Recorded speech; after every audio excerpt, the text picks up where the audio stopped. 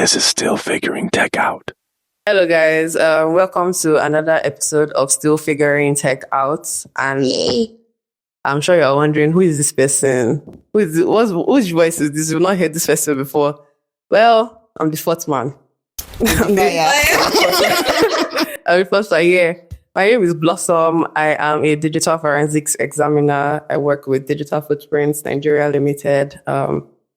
And I would be, showing up once in a while. I'm a ghost member.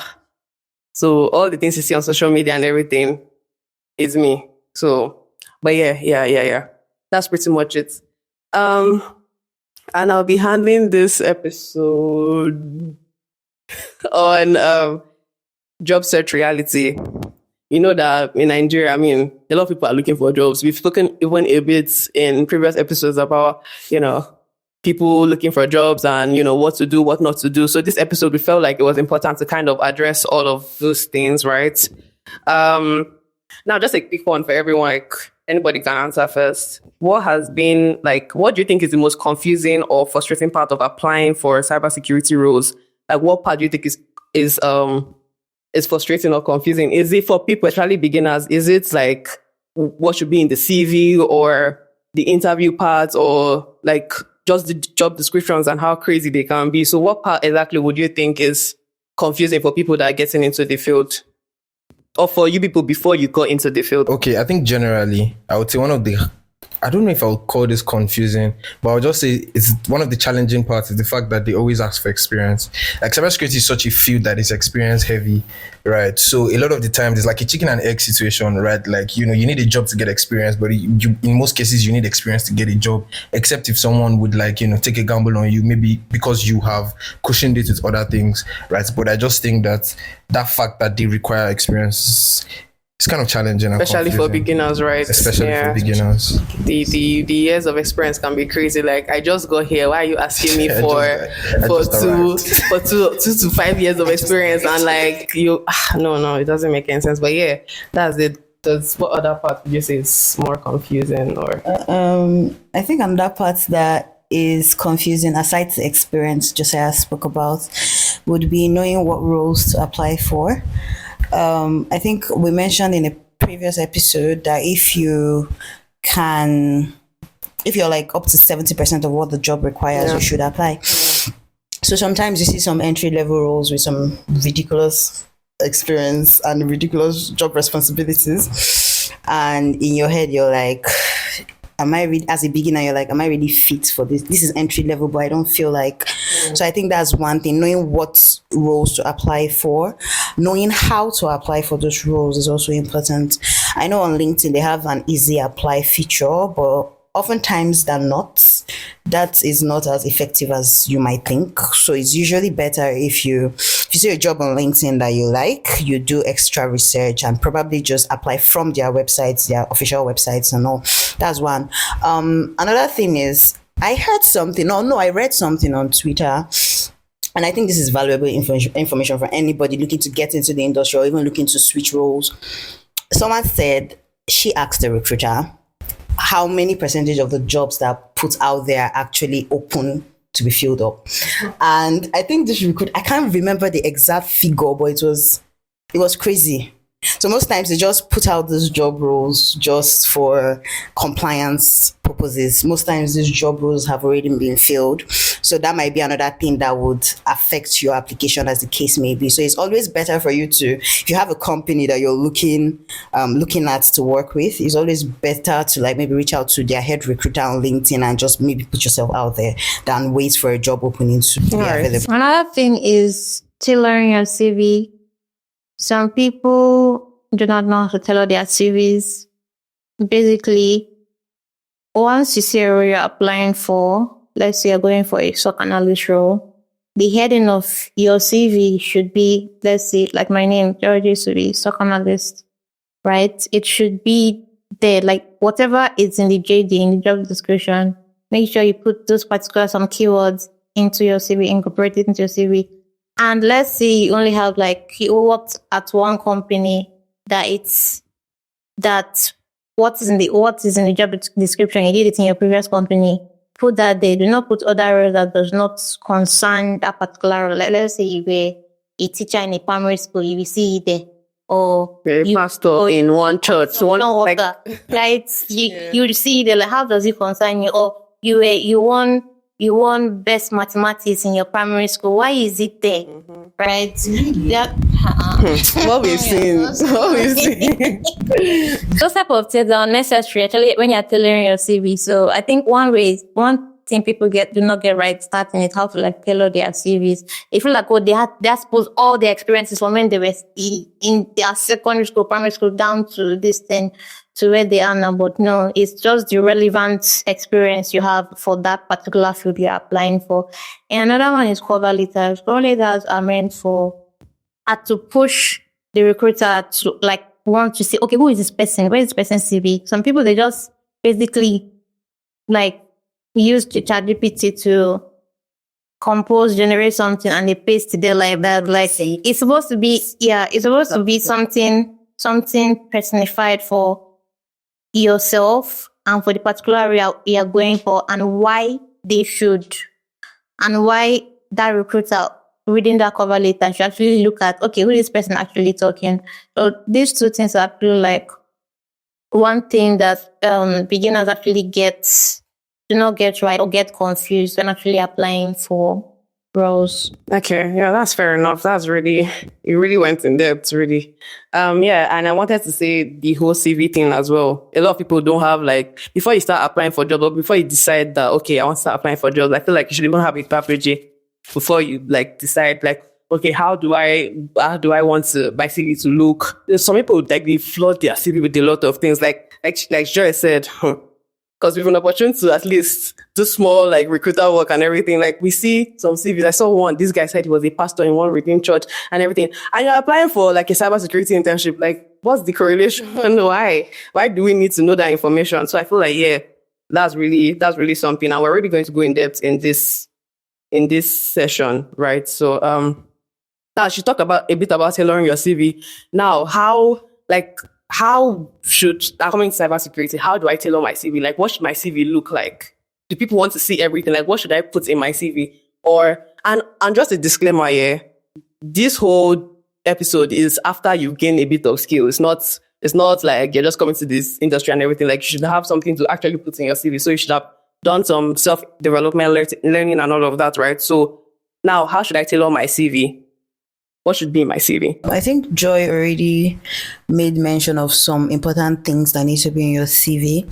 Another tip I would want to give to somebody is pick a typical job role that is tailored to your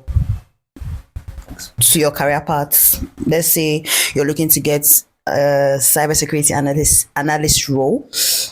Go on LinkedIn and pick a job description from one of the top guys and tailor your CV to it. Now, the chances that you're not going to obviously hit most of what they have there is high, but it still helps. Another thing I discovered this last week, was that ChatGPT, in as much as we say don't use AI, ChatGPT there's this GPT that is resume inclined. So when you attach your resume and give it like a job description that you found on LinkedIn, it now helps you to tailor your CV so that it can pass the ATS system and it fits to a very good resume that would actually pass the ATS system for that particular role you're looking to apply for. Now, bear in mind that you do not want to add things that you cannot defend onto your CV. So ChatGPT will obviously give you some things that you know you cannot do. Please take it out. Because most times, I think I've also been opportune to interview people, and most times when I do interviews, I don't even give you generic questions. I ask you questions from your CV. And imagine how crazy it is that this is your CV, but you still cannot defend what you say you've done. So if ChatGPT helps you to tailor that CV, go through it. Don't do GIGO, garbage in, garbage out. Go through it. Take out things that you know, this is not, I've not done this. You, yourself, you know that you've not done it. Remove it so that when you actually eventually get the interview after the CV has passed ATS, you can actually defend what's on the CV. And Joy mentioned putting keywords. That's very, very important, because those are the keywords that these ATS systems are actually trained upon. So when those keywords are on your CV, it passes the system. and less AI English, more humane descriptions is perfect. So I think that's also, you can also outline your skills.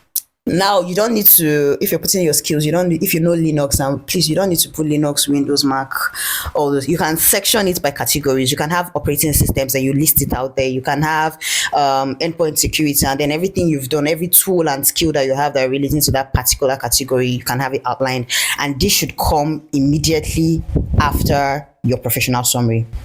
So it gives them a summary of all the tools and all the skills that you have before they go into your experience. And then if you have any certifications or certificates, you put it below. But if you don't, just put your project link. Always have projects, even if you have certifications. Always have projects, because it speaks to hands-on experience. And yeah, I think that's all I have to say. Josiah, you look like you have something to say. I was just a question. Yeah. And I don't want this to like take us, it's not off topic, but it's quite niche in the topic, and I don't know, this might help somebody. And I want to get people's opinion, is because Chinaza mentioned something about tools, right? So do you guys consider tools as skills? Right? Because cybersecurity is very tool heavy. And there are a lot of people, like, because people might be tailoring their CV right now, and they'll add, and I think I want to get Chinaza's feedback first, because you mentioned it. Is it valid to then say, oh, I know how to use this tool, then that counts as a skill? Okay. It's valid, but that's where your project comes in. Now, if you check my CV, let's say for where I have SIM engineering as a category under my core competencies, I have Wazoo there. Now, I am opportune to be a Wazoo ambassador, but that aside, I have like a lot of projects relating to Wazoo. So now you know that I'm not just name dropping. When you go to my projects, you see things that actually tailor to what you use the tool for. And also, when you add it to, let's assume you don't have that much projects, but you have experience. When tailoring your duties or responsibilities that you carried out in that particular role, there is a way to mention the tool without being tool heavy. You understand? So I would not advise you putting Wazoo, Kali, Linux, Splunk, this, that, but whatever tool you're going to put under your core competencies should be validated by either your projects or your experience. Don't just name drop. Okay. There should be an evidence that you know how to use that tool. There should be it needs to link. You don't just, my CV and Joy's CV, totally different. Because there are some tools Joy knows how to use that I probably don't know the name of. And we're both in cybersecurity. But don't just put tools there because you feel like, oh, this will get me into the door. Because if you meet a technical recruiter or a technical interviewer and they tell you, oh, explain how you use Wazoo, what project have you done, what implementation have you done using this tool, that's where your experience comes in. So you have to be very careful what kind of tools you put in and how experienced you are with those tools, so that when the questions come from no matter the angle, you're able to maneuver it. So you don't need to, your CV doesn't have to have all the tools, but it should, you should be able to defend it, and it should tie down to your project and your experience. All right, that makes sense. Joy, I don't know if you want to add something, but I get, sorry, Blossom, what you're saying is just, yes, it's valid as a skill, but he needs to tie to an experience. Yes. Okay, yeah, that makes sense. So that makes sense. In addition to Blossom's question, what should be on your CV? I would say, or what are the details on your CV? What should be there? And how do you put it in? When it comes to bulleting or mentioning your experiences, right? You don't just put everything you have learned. Obviously, there's a lot of things you have learned, and you don't want to, you don't put everything there. You just have to put the important ones, or you look for how you can combine the important things you have done. If you want to like combine them, it shouldn't be more than 6 bullet points, right? It shouldn't. So you need to only put like important things you have done. If there's a lot of things you have done and you can combine some of these things into one sentences, you can put that as well. And also what Blossom say, Chinaza say, it should tie to the tools that you are mentioning in your type of skill, in your skills and competencies. It should be there as well. And also there is not, when people are saying, use my CV template, use this and that, it's not really a true template for CV, honestly. If you see various recruiters, they have seen a lot of CVs, and you see that it does not matter how they tailor that CV to be. As far what is there is what they are looking for. Like some people, they'll say, okay, put the education first or put the professional summary first, right? So for some people, I've seen like my mentors and professionals, I've seen their CV. Do you know how they write their CVs? Yeah, Jesus Christ. I think I know it. If you see like a professional in the field, their CV, you will find out that you're wasting too much time in your CV. Because it's format everything. It's so simple.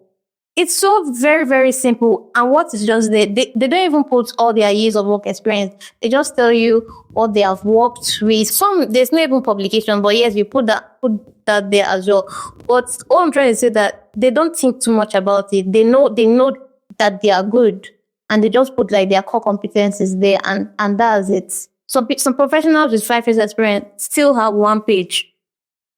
They still have 1 page because they shorten everything and they make it in the way that if a recruiter says this thing, they know that, okay, this person has a lot of experience, and they can actually say, okay, let's include this person in our interviews. Yeah, that's fair. What I feel like I'll talk about is the length. Your CV should not be too long. I promise you, we are not reading all of that. Like, we are really not reading all of that. Because I say this because we've had, me and Dre especially, and I think Chinaza as well, we've had the opportunity to actually look at CVs and, act from a recruiter's point of view, right?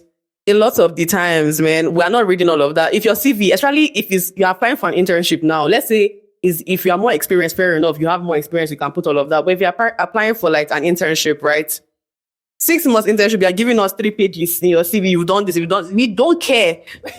Yeah, exactly. And then you now get to the interview stage, which is where I feel like I'm going to take the conversation to next, right?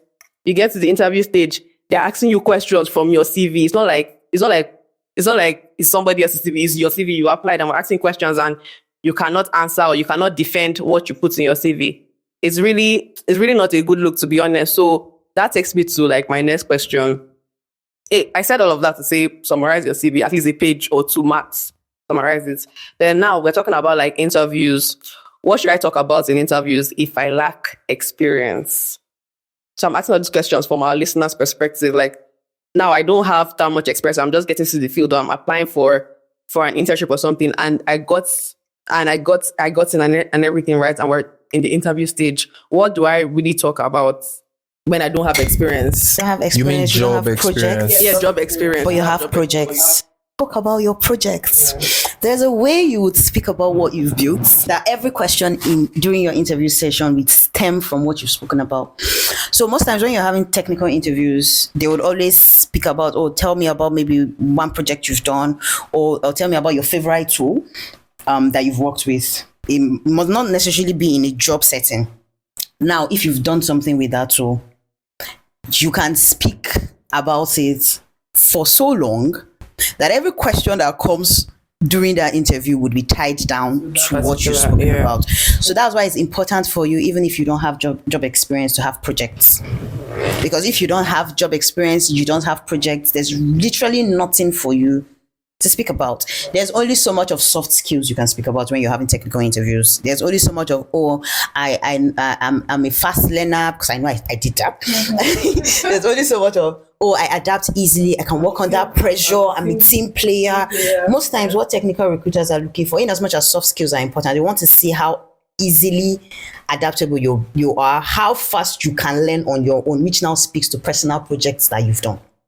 So always have personal projects. The fact that you've not gotten a job yet does not mean you cannot build on your experience while waiting to land a job. Yeah.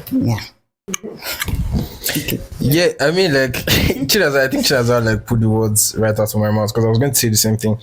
Projects, like, I mean, these days, I think interviews are not that hard if it's something that you really know. Like, no, you're going to be confident if you know what you're talking about, and one of the things that would build confidence for you is when you've done like hands-on stuff, right? So I mean, like it's a no-brainer. I think like projects are just, for me, I think it's one of like the big hacks with like a field like cybersecurity that is very implementation heavy and things like that. So that gives you something like to always talk about, and hopefully, you know, that would suffice for having like a job experience and things like that. So Yeah, this basically answers the question of like a lot of people are very like, they're very afraid when it comes to interviews and all of that. And I feel like we hinted a bit about it even in previous episodes.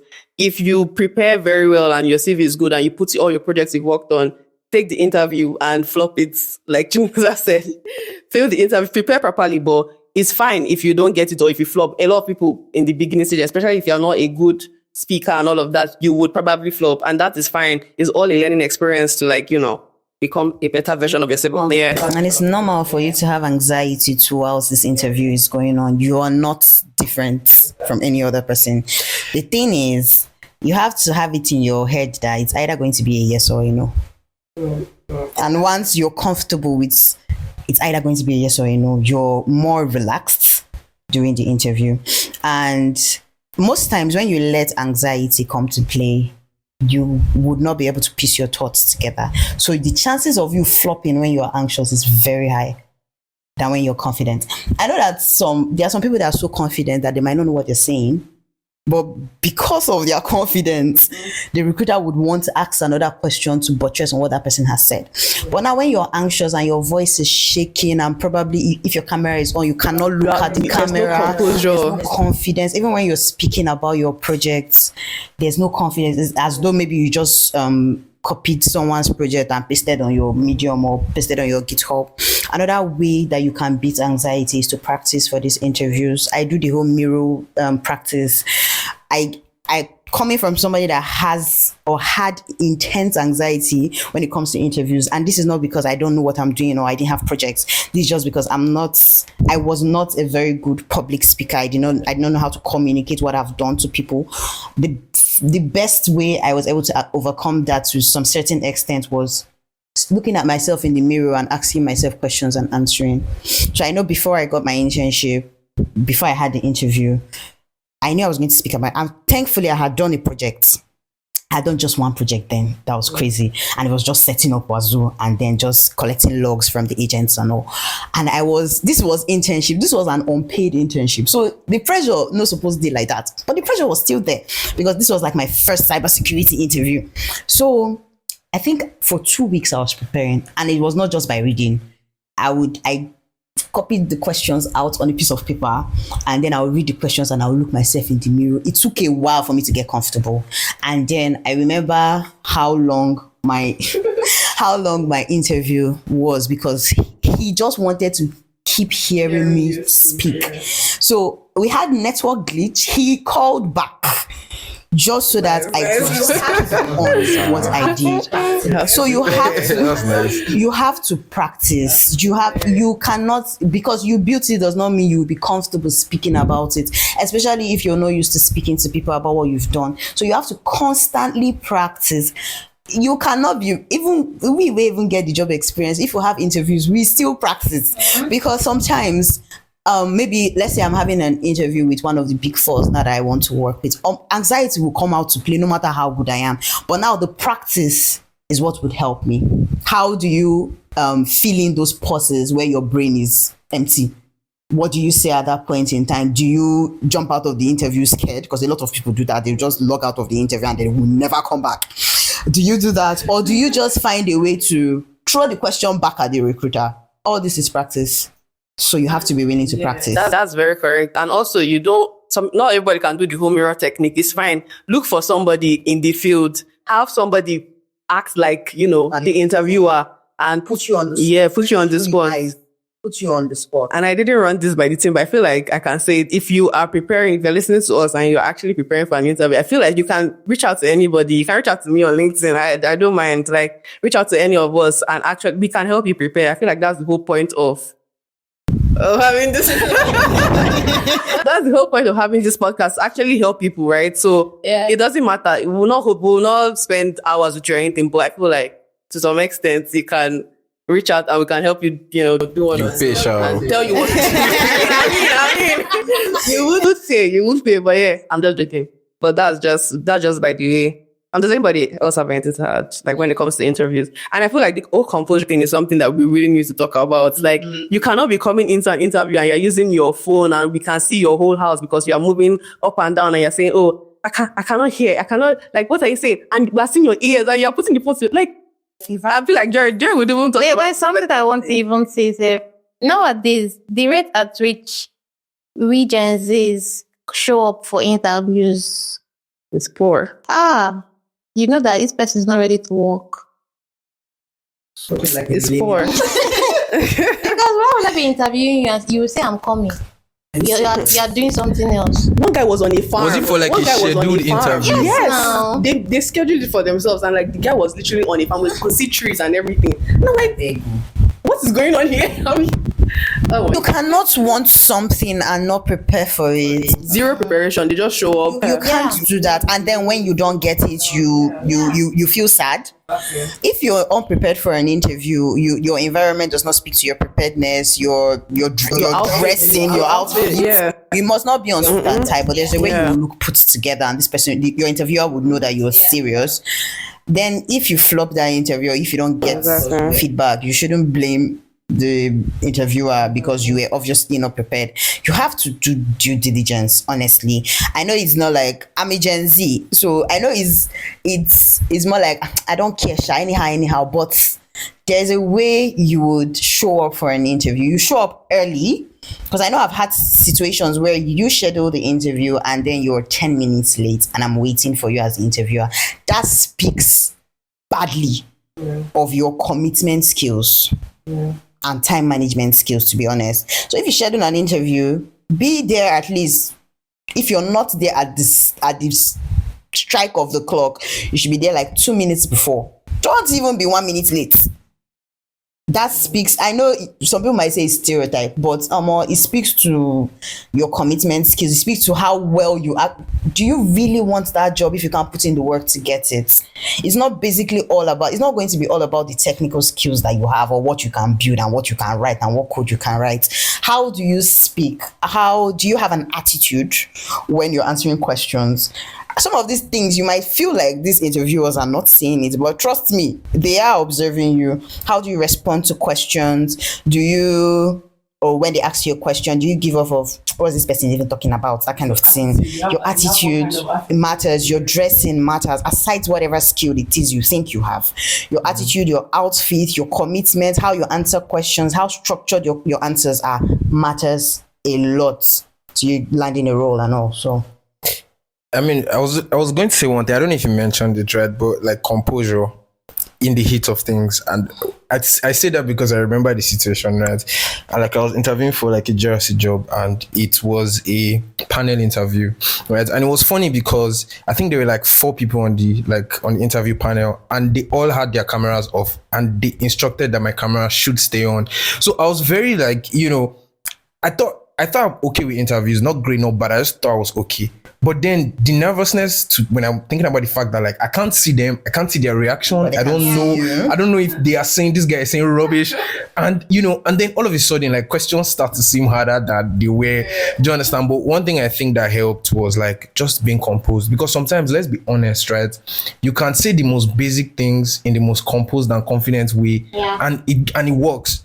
Right, and it works. And funny enough, like it worked. Do you understand? So I just think that composure, and don't look at the fact that you might be, you're someone that you look up to in the industry might be interviewing you, right? But just take that out of your mind, and just try to be as composed as possible. And I think that's something that would really help as well. Yeah, that's fair enough. And there's no problem if you want to use your phone. I'm sure it's not every time everybody has access to a laptop at that point, but keep it somewhere. Don't move it up and down. Ensure that your network is good. Like, computer can really help you stay focused, because when you lack that composure, man, like it can throw your balance and you might not know what you're doing. So I say, yeah, that's fair enough for that. Also, would you say like remote jobs for beginners, would you say it's realistic? Especially like in Nigeria, right? Would you say like applying for remote jobs are like realistic for beginners? No. Okay, fair. No. That's coming from someone that currently has a remote job. Absolutely not. Yeah, exactly. I think that if you're starting out in whatever industry, and field, I think you need to gain on-site experience. Like there's something that it does to you, and I would even talk about the fact that even when like I was going on site, right, the fact that I would sit in an office space and I had every other person, focused on what they were doing. If you had issues, there were people that you could easily just contact and like talk to, and you had like a manager or a boss that's like there to provide hands-on experience to guide you and things like that. I think as a beginner, it might seem stressful, but you don't understand how much you're gaining from that particular experience. And I also think that if you're not able to handle yourself in remote environments, you might just fall off, in the sense that you might not upskill as fast as you need to. You might just not be in touch with like things that are as relevant in the industry as much. So yeah, I would always advise on-site experience for people that are starting out in whatever tech field that you're starting out in. I feel like this question is shared for Josiah. Yeah. I feel so. So just leave this one to him. Yeah, I feel so too. And also the whole thing about getting feedbacks when it comes to interviews, like people might ask, okay, why am I getting rejected with no feedback? So what would you say? How would you answer that question? Like you feedback from the interviewer. Yeah, like the recruiters, like why don't they give feedbacks? That's what you're saying. Yeah. I mean, it's not mandatory because a lot of people apply and they just get silent. Exactly. Like the job pool for a particular role can be a lot.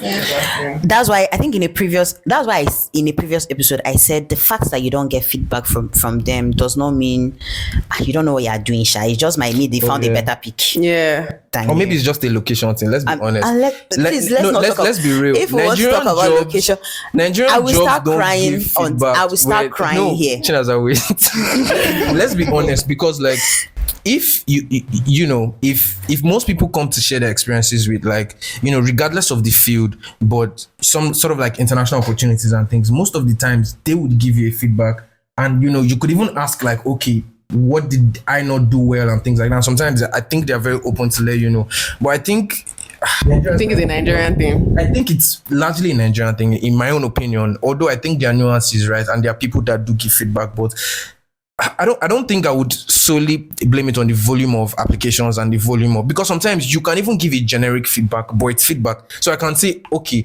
this set of people, this was the thing that they did bad, and it's still feedback, right? So I think that yes, like what Chinaza said is absolutely correct, but I also think that it's also a location thing sometimes. And I think Nigerians, we're great people, by the way, and we're the best, but sometimes maybe we just don't give feedback as much as we should from a recruiter standpoint. Fair enough. And like me and Joy, most especially, we've been like a situation where we've had to see, or there's been a lot of applications, first of all. Like it's crazy sometimes, and you don't expect me to be giving everybody like a personalized, especially the first stage. If you don't make it past the first stage, you don't expect me to start giving you personalized feedbacks and all of that. So I feel like, yeah, I mean, don't always. You're defending the fact that people don't get feedback. I'm defending it because, like, especially if you're applying to something that's very, would I say, competitive, it's sometimes it's not possible. If you write, I feel like maybe if you care enough to write, maybe send an email, yeah, you might get the feedback. Can I say something, Blossom? Yeah. I'm even seeing it more from like a very general perspective, where it's like, I'm sorry, we cannot proceed with your application at this stage.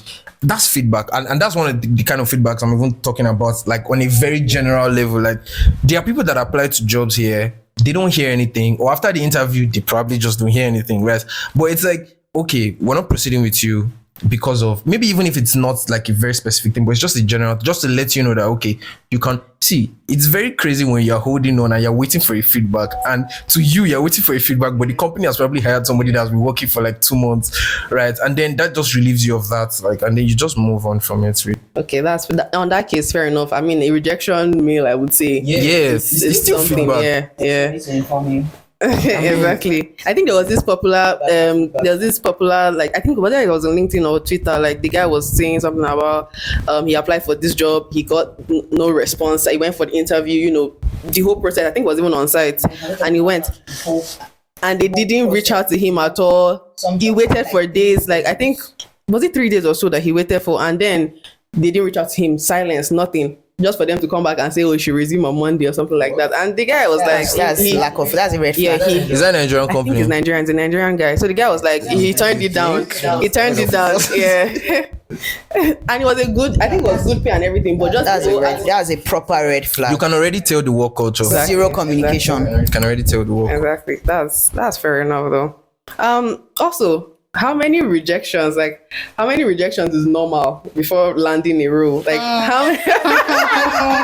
how many rejections? Like somebody say like, okay, they've rejected me. Okay, at what point do I start blaming my village people that at this point it's not me anymore? Because like how many rejections can a person get before landing a role, especially in cybersecurity? This is a very soft question. Yeah, and I feel like we should answer it with like a bit of sensitivity. Do I want to outline how many rejections I got? I mean, you can't count. You just have to keep applying. I'm sorry, but there's no cap at the number of rejections that you would get before you actually get a role. Some people get 10 rejections, some people get no rejections, some people get 100 rejections before they land their roles. Yeah. So you have to. You think you should re-strategize? Yeah. You might be doing something wrong. Exactly. Yeah. That was where exactly you might also be doing something wrong. You can ask somebody that currently works maybe in the role that you're looking to get into.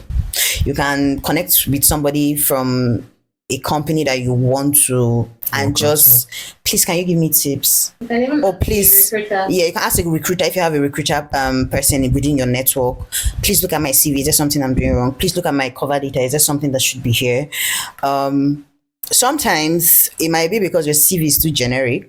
You have experience across you are doing everything, and they will just feel like this person cannot. Their foundation is not deep, or they are not well rooted in a particular. So it can be because you're looking to land a role, so you're probably doing projects left, right, center. Even if you are doing GRC, you are doing SOC, you are doing this one. So there is no focus. It can be that. It can also be that your region might.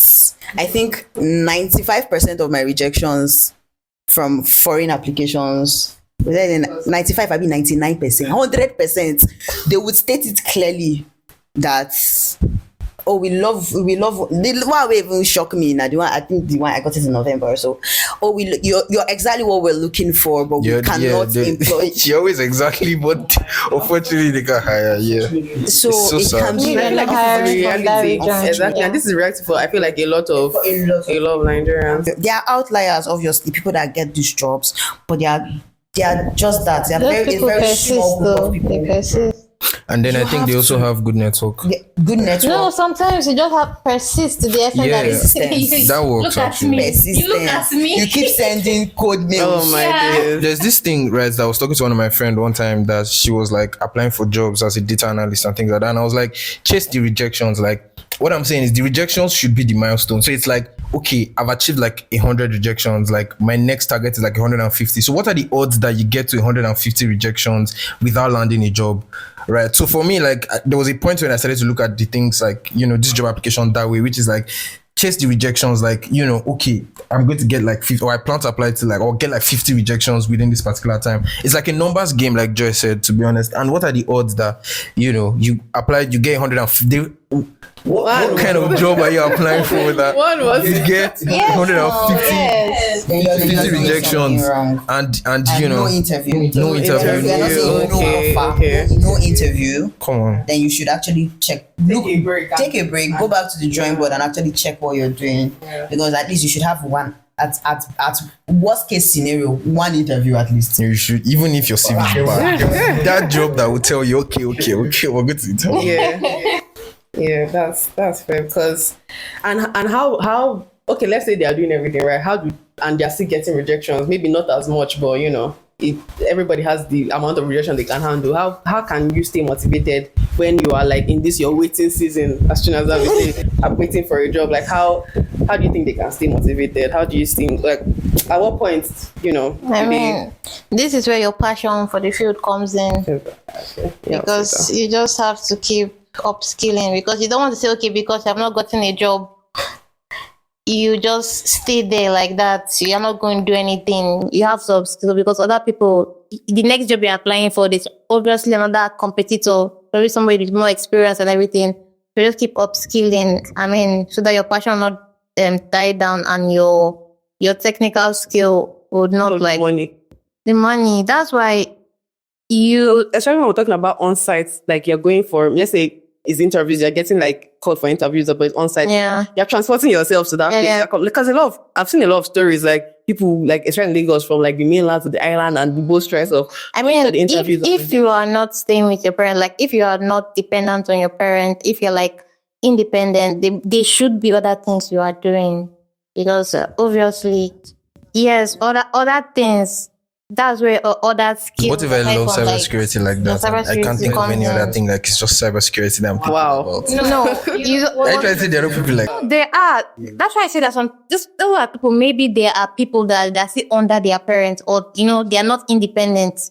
You get what I'm saying? Because there's nobody right now in Nigeria, right? We know that the whole how the economy is nowadays. You have to do more than one thing. Even if you have a job in cybersecurity, because not all the jobs are. You can say, okay, maybe you're in marketing now in another company. You cannot just say you want to leave that marketing because you're passionate about cybersecurity. If you have not landed the role in cybersecurity, there's no way, don't leave it at all. Even if it's an internship, maybe it could be a hybrid internship or purely virtual internship. Or do not say, okay, because you are so passionate about cybersecurity, you resign from the job that is giving you money to, keep yourself and everything, and even to fund the trainings you're doing to upskill and everything. You can't say that. For me, when I did not have a job, right, I was solely dependent on my parents, right? So they knew my passion for it. So when I tell them for things, they give me money for my on-site interview, probably the labs I was working for. But then again, these are people that are not independent, but people that are independent, they need to have other things going on for themselves in what they actually have their breakthrough in cybersecurity. Yeah, because a lot of times you listen to the noise, you listen to the noise, you listen to people saying, oh, you're going to gain this amount of money, like the PR for cybersecurity and the amount that they pay and everything. Don't just quit your job and now decide that that's what you want to focus. I feel like once you are still where you are getting the small money that you are getting, you can be applying from there, or you can be, Or those people that will say that they just quit their job and went another state to start again. You will suffer. You're not like those people. I mean, I don't think in Nigeria there's anybody like that. You are doing that. They will just say they want to start afresh without having plan. And some actually get it right, but some, not them. Some do not get it right. So yeah, that's understandable. Does anybody have? Okay. Would you say networking is more effective than applying online? Yes. And I bring this question up because Chinaza in previous episodes, she has said that all the jobs she has landed is based off of word of mouth and everything. Would you say networking is more important? Going for this, events, meeting people and all of that. Would you say it's more important than actually applying online? Yes, but I want to say something. When I say networking, I don't mean you have to. Your network should not be only by going to events. Your network might be that's a fellow learner, that person beside you that is also trying to transition. The two jobs I spoke about, one was I was referred by somebody I got in an internship. He got his foot in first, and then he brought me up. So I feel like a lot of people, when they hear networking, they're always looking for the big guns, and that's not it. If you're doing that, then you're being a creator. The lack of that. So you have to be all inclusive. It doesn't mean network with people that will not give you value. But remember when I said value for value, it is very important. The chances that you will get a role from your network than applying is very, very high. You will apply fire. But just speaking to one person that has the right network might get your foot in the door faster than you might think of. So don't be a predator. Don't always go for the big guns. It's okay. But let's be honest, how much bargain can you eat, guys? It's easier for you to be valuable with somebody that you're learning. Maybe you're probably transitioning to Keka or you're... Yeah. And then you might not always network with big guns, but essentially what I'm trying to say is don't be so occupied in networking with big names in the industry that you forget that your next opportunity might just be coming From the next person, yeah. So network, very important, very, very important. If you're an introvert, like I was, before I got into cybersecurity, you're going to have to learn how to make friends. And that friend might not be useful to you now. Friend might not be useful to you now. But you just have to make friends from the point of, I want to put my legs up. I want to solve people. I want to even understand how you think. And your next opportunity might just come from that person. So don't be very rigid into your networking. Don't say, you have to be somebody that has 10 to 20 years of experience in the industry. It has to be, I always mention doctorate. Yeah, maybe fun. It has to be doctorate. It has to. At this point, she has to come to our podcast at some point. No, it has to be very realistic, honestly. And you do not get to look down on because you feel like they've not got into a certain left, but you feel like they cannot. Because I feel like that's another thing. A lot of people want to network, but they don't want to network with people on the same level as they are. They want to network. They always want to network with people higher than they are. And most times it doesn't work out because, honestly, like I said, ask yourself, what value can you have to be preferred to this person? They're not current birthdays in the streets. So you have to network strategically and be all-inclusive when you network. Also send your cold mails strategically. I mean, it has landed people their own roles too. These are people that they just meet on LinkedIn and they message them, and from the goodwill of their heart, some even refer them. Yeah, so sometimes you refer them, then you now go and apply for that online application so that when they are sifting out, they can actually sift out your own, include it in the people that they want to proceed with and everything. Some people say once they send a cold mail, they'll be like, okay, send your CV. Once they see your CV, they can say, okay, are you available for an interview? And once you do after that interview, that's it. You've cut a long line short for yourself. So people that are applying, people that went through the application routes online, you just send somebody the CV on LinkedIn. The person created a Zoom or a Google Meet meeting and they had your interview and that was it. No need for you to wait. You know your verdict there, or just wait a few days and know your verdict. That's it. Oh, thank you very much. Thank you very much. I feel like this has been a very insightful episode. And if you are in that point in your life or in your career where you are applying for jobs, I feel like you could learn a thing or two, or you have learned a thing or two from this episode. And yeah, like we said, we have like a dilemma form, so you can always dump your problems on us. Yeah, your career problems, not your personal problems. Your career problems. You can always dump your career problems on us. Like if you have any like you're struggling in your journey, you're trying to transition, you can always tell us how your journey is going, and you can, always expect that we'll talk about it in upcoming episodes and proffer solutions to the best of our abilities. And we also accept feedbacks as well through the form. So please pick our link. Thank you. Thank you very much for listening. And this is Still Figuring Tech out. Bye.